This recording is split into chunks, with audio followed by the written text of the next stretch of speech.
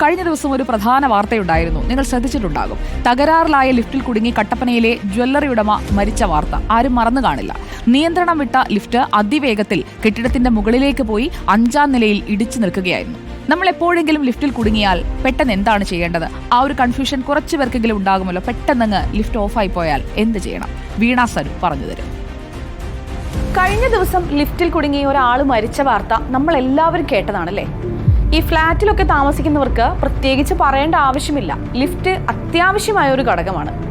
ഇനി എപ്പോഴെങ്കിലും നമ്മൾ ലിഫ്റ്റിൽ കയറുമ്പോൾ അതിലൊന്ന് കുടുങ്ങിപ്പോയാൽ ചെയ്യേണ്ട ചില കാര്യങ്ങളെക്കുറിച്ച് ഒന്ന് നോക്കാം.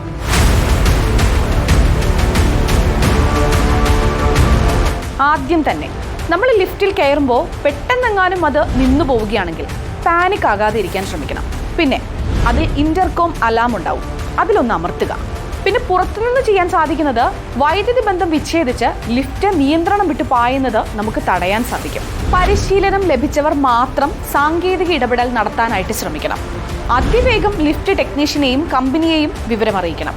ലിഫ്റ്റ് സുരക്ഷാ ജീവനക്കാർക്ക് ഇക്കാര്യത്തിലൊക്കെ കൃത്യമായ ധാരണ ഉണ്ടാകണം. ഈ കെട്ടിടത്തിൽ താമസിക്കുന്നവർക്കും ജോലി ചെയ്യുന്നവർക്കും ലിഫ്റ്റിന്റെ പ്രവർത്തനത്തെക്കുറിച്ചൊക്കെ ഒരു പരിശീലനം നൽകുന്നത് ഈ കാലഘട്ടത്തിൽ നല്ലതായിരിക്കും. പഴയ ലിഫ്റ്റുകളിൽ ബ്രേക്കിംഗ് ലിവർ ആണെങ്കിൽ പുതിയവയിൽ ബട്ടൺ സംവിധാനമുണ്ട്.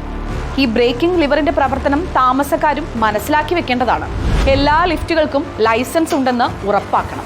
പ്രത്യേകിച്ച് ഈ കാലപ്പഴക്കം ചെന്നതിലും പരിചരണം കുറഞ്ഞതിലുമൊക്കെയാണ് ഈ ലിഫ്റ്റുകളിൽ ഇത്തരത്തിൽ അപകട സാധ്യത കൂടുതലുള്ളത്. ഇനി സേഫ്റ്റി ബെൽറ്റുകളും സേഫ്റ്റി സ്പ്രിങ്സും ബ്രേക്കിംഗ് സിസ്റ്റവും ഒക്കെ ജാമായി കഴിഞ്ഞാൽ സുരക്ഷയ്ക്കായി ലിഫ്റ്റ് റെയിലിൽ തടഞ്ഞു നിർത്താനുള്ള സംവിധാനവും ഇന്ന് ലഭ്യമാണ്.